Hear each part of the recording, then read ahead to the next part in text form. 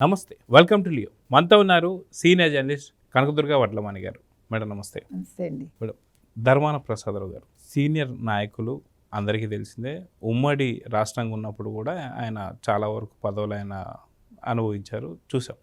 అయితే అలాంటి విఘ్నులు కావచ్చు లేదా సీనియర్ నాయకులు కూడా ఎందుకని జగన్ ట్రాప్లో పడుతున్నారు అనేది ఒక పెద్ద ప్రశ్న కింద మారింది. మేబీ ప్యాకేజా లేకపోతే ఇంకోట అని చెప్పి చాలా వరకు చర్చలు నడుస్తున్నాయి. కానీ అలాంటి విఘ్నులు కూడా కంప్లీట్గా జగన్ మాయలో పడిపోయి అందరిని కూడా పిచ్చోలు చేస్తూ వాళ్ళు ఎంత చులకనైపోతున్నారంటే ఆడికి వచ్చినటువంటి కార్యకర్తల్ని బతిలాడుకుంటున్నారు. ఏమని? ఎవరు కూడా సభని వదిలిపెట్టి పోవద్దు, భోజనాలు ఖచ్చితంగా అందరికీ ఉంటాయి. అవును, విజయసాయిరెడ్డి గారు వీళ్ళందరూ కూడా చెప్పినటువంటి మాటలు మనం చూసాం. అంటే ఇంత బతిలాడుకునేటువంటి పరిస్థితులు వాళ్ళు వెళ్ళారు అంటే ఎలా చూడ. ఒకసారి మీకు ఆ ఆడియో ఒకసారి వినిపిస్తాను. మనమందరం పోరాడదామని మీ అందరూ అన్నారు. ఒకవేళ ఎవరైనా నోరెప్పకపోతే వాళ్ళు చికెన్ భోజనం అంటే మనమందరం పోరాడదాం అని చెప్పి మీరు అందరూ అనాలని చెప్పి అంటారు. ఒకసారి మళ్ళీ వినిపిస్తాను. మనమందరం పోరాడదామని మీ అందరూ అన్నారు. ఒకవేళ ఎవరైనా నోరెప్పకపోతే వాళ్ళు చికెన్ భోజనం మాత్రమే వచ్చినారని భావించాల్సి వస్తుంది. ఏం మాట్లాడుతున్నానంటే ఒకవేళ ఎవరన్నా ఆ మాట అంటే నేను అన్న తర్వాత విప్పకపోతే మీరు అందరం తిండి కోసం వచ్చారని చెప్పేసి. సో అంటే వచ్చిన వాళ్ళందరూ కూడా దాని గురించి వచ్చి ఉండొచ్చు. ఎందుకంటే వీళ్ళు తీసుకొచ్చిందే డబ్బులు ఇచ్చి బిర్యానీ పెడతానని చెప్పేసి. ఇంకేం మాట్లాడుతారు? ఇది మీటింగ్ ఎట్టిన దాకా ఒక్క తదుపరి ఎక్కువ మంది లేకపోతే కొద్దిసేపు ఆగండి, భోజనం మీరు ఎవరు వెళ్ళినా అక్కడ పెట్టరు, మీరు వెళ్ళడమే తప్ప. సో భోజనాలు మీరు వెళ్ళినా మేము ఆదేశిస్తే తప్ప వాళ్ళు పెట్టరు. అంటే పిలిచి నిర్బంధించేసి వాళ్ళకి అన్నం కూడా పెట్టకుండా చేస్తున్నటువంటి ఒక పరిణామం మనకు అర్థమవుతుంది. మీటింగ్ ఎట్టిన దాకా ఒక్క ముద్ద కూడా అక్కడ అయ్యదు. మేము ఆదేశించిన వద్దండి, అందరం వెళ్ళిపోదాం, స్లోగా తిందాం. 10,000 మందికి ఉంది, 4,000 5,000 మందికి 5-6 వేల మంది తినేస్తే ఇంకా 5-6 వేల మందికి ఉంటుంది. మరి బాబు సో ఇక్కడ ఒక పక్క మాట్లాడుతుంటేనే ధర్మాన గారు మరో పక్క ప్లేట్లు ఇచ్చి తినేస్తున్నారు. అరే బాబు ఇచ్చేయిద్రా బాబు అని చెప్పి కూడా అంటున్నారు. సో దీని గురించి ఒకవైపు అయితే అదే పార్టీకి సంబంధించినటువంటి ఒక దువ్వాడ శ్రీనివాస్ దీనిపైన వ్యాఖ్యలు చేశారు. ఇదంతా ఒక పెద్ద డ్రామా. వాస్తవానికి అంటే దాదాపు 10 కిలోమీటర్ల దూరంలోనే వీళ్ళంతా ఈ ఒక సభ పెట్టారు. ఆఖరికి 40 మంది వెళ్ళి పరిశీలించడానికి కూడా అవకాశం ఉన్నా, పర్మిషన్ ఉన్నా సరే వీళ్ళు పోలేదు, ఎందుకు పోలేదు అని చెప్పి మాట్లాడుతూ వీళ్ళు చేసినటువంటి వ్యాఖ్యలు మనం చూసాం.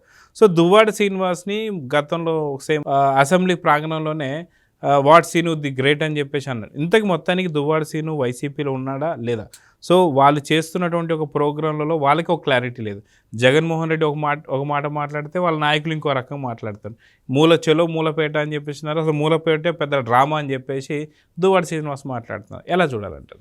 ధర్మాన ప్రసాదరావు లాంటి సీనియర్స్ మీరు అన్నట్టుగా విఘ్నులు అన్నారు. నిజంగా విఘ్నులు అయితే ఈ రకంగా మాట్లాడతారా? అంటే మీరు ఇందాక ఇంకో మాట కూడా అన్నారు, జగన్మోహన్ రెడ్డితో చేరి వీళ్ళు ఇలా అయిపోతున్నారా? అది 100% నిజం. ఎందుకంటే అంతకుముందు ఉండే రాజకీయ వాళ్ళు నెరపిన విధానం చూసుకుంటే వాళ్ళందరూ డిగ్నిఫైడ్గా ప్రతి ఒక్కళ్ళు, బొత్స, వల్లభనేని వంశీ, కొడాలి నాని పక్కన పెట్టండి, వీళ్ళందరూ ఒక రకంగా ఉండి తర్వాత మారిపోయారు. ఈవెన్ రోజా చాలా పద్ధతిగా ఉండి తర్వాత పద్ధతి మార్చుకున్నారు, ఇందులో సందేహం లేదు. కానీ ధర్మాన ప్రసాదరావు లాంటి వాళ్ళకి అవసరమా ఇలాంటి రాజకీయాలు? ఇప్పుడు మూలపాట దేనికి వెళ్ళాడు ఆయన? అసలు ఏం చెప్దాం అనుకున్నాడు, ఏం చేశాడు? అది ఇవాళ దువ్వాడ శ్రీనివాస్ అడిగారు. మీరు అన్నట్టుగా దువ్వాడ శ్రీనివాస్ ఎందులో ఉన్నారో మనకు కూడా తెలియదు. జనసేనలోకి వెళ్తారన్నారు. తర్వాత మొన్న ఆయన అసెంబ్లీ ప్రాంగణంలో అతన్ని పట్టుకుని శ్రీనివాస్ నువ్వు వచ్చేసేయి, నువ్వు మాతోటే ఉన్నావని అన్నాడు ఆయన. ఇవన్నీ జరిగాయి. కానీ దువ్వాడ శ్రీనివాస్ ఉన్నట్టు మాట్లాడాడు అనిపిస్తుంది మనకి. 10 కిలోమీటర్ల దూరంలో మీరు అసలు ఎందుకు సభ పెట్టారని అడిగాడు. మీకు అక్కడ అనుమతి ఉంది, లోపలికి వెళ్ళి చూడొచ్చు, 10 మంది మినిమం వెళ్ళొచ్చు, అయినా మీరు వెళ్ళలేదు అంటే మీరు అసలు వేరే ఉద్దేశంతో ఇక్కడికి వచ్చారు. అంటే ఇక్కడ ఏదో గొడవ చేయడానికి వచ్చారు, మీరు అసలు విషయ పరిజ్ఞానంతో రాలేదు, లేకపోతే విషయాన్ని పరికించడానికి రాలేదన్నాడు. వాళ్ళే బయట పెట్టుకున్నారు. ఇవాళ వైసీపీ చేస్తున్న ఆగడాలనండి, లేకపోతే కుట్రలనండి, లేకపోతే మరొకటనండి, వాళ్ళు అసలు ఎందుకు చేస్తున్నారో వాళ్ళకే అర్థం కావట్లేదు. ఇప్పుడు అభాస్పాలైనట్టేగా. ఇంకొక విషయం ఏంటంటే అసలు వాళ్ళ భోజనాల గురించి అలా మాట్లాడటం చాలా బాధాకరం అండి. వాళ్ళందరూ నిజంగా కొంతమంది తిండికి లేకే వస్తారు పూట భోజనం కోసం. అయితే వీళ్ళందరూ మీ మీద ప్రేమతో వచ్చారా? ప్రేమతో వచ్చిన వాళ్ళు వీళ్ళు భోజనం చెప్పింది కోసం కూడా వెళ్ళరు. వీళ్ళు చెప్పేది కూడా ఒక 200 తలకి ఇచ్చి మీకు భోజనాలు పెట్టించి టైంకి పంపించేస్తామని తీసుకెళ్తారు. సో పిలిచిందే దానికైతే తినడానికే వచ్చారని చెప్పి మాట్లాడడానికి అది ఒకటి తప్పు. 2 టైం దాటిపోతుంది కదా, వేళ తప్పితే అందులో వాళ్ళు ఎప్పుడు ముందు రోజు రాత్రి తినుంటారండి. ఏదో పొద్దునుంచి ఏం టిఫిన్లు అవి తినరు కదా వీళ్ళలాగా. ఆకలి వేస్తుంది మనుషులు కదా, అందులో ఎండాకాలం. మీరు తిండి పెట్టాక కావాలంటే నినాదాలు చేయమంటే చేసేవాళ్ళేమో. అయితే ఇక్కడ ఇంకొకటి కూడా వినిపిస్తుంది ఏంటంటే పొద్దున్నే అన్నా క్యాంటీన్లోనే వీళ్ళకి టిఫిన్లు చేయించారట. సో వైసీపీకి సంబంధించినటువంటి కార్యక్రమానికి అన్నా క్యాంటీన్లు దిక్కయ్యాయి. వెరీ హ్యాపీ అండి. మీరు ఏ అన్నా క్యాంటీన్లు మూసేశారో వైసీపీ హయాంలో 2019-24 మధ్యలో, ఇవాళ అవే అన్నా క్యాంటీన్లు మీ ఆకలి తీర్చాయి. మీవి కాదు, మీ కార్యకర్తల ఆకలి. లేదు కార్యకర్తలు కాకపోతే మీరు ఏమనాలో నాకు తెలియదు, సభకు తీసుకొచ్చిన మనుషులు కార్మికులు అండి ఎవరైనా సరే. We are so happy that. ఎందుకంటే మనకేమి తిండి పెట్టేటప్పుడు తనా పరా అనే ఉండదు కాబట్టి ఆ రకంగా ఇక్కడ నందమూరి తారక రామారావు గారు ఆత్మశాంతించి ఉంటుంది. చంద్రబాబు నాయుడు గారు కూడా చాలా సంతోషించి ఉంటారు. ఎందుకంటే ఆయన లోకేష్ కూడా పార్టీలకు అతీతంగానే వాళ్ళు పనిచేస్తున్నారు కాబట్టి ఈ విధంగా తెలుగుదేశం ఆనందపడవచ్చు. ఇవాళ జగన్మోహన్ రెడ్డి మరి దీనికి ఏం సమాధానం చెప్తారో మనకు తెలియదు. ఒకవేళ తెలిస్తే వాళ్ళకి ఎందుకు పెట్టించారు, ఎగిరినా ఎగురుతాడేమో అది మనకు తెలియదు. సో మొత్తం మీద ఇవాళ మూలపేట అనేది ఒకప్పుడు భావన పాడుటండి దాని పేరు.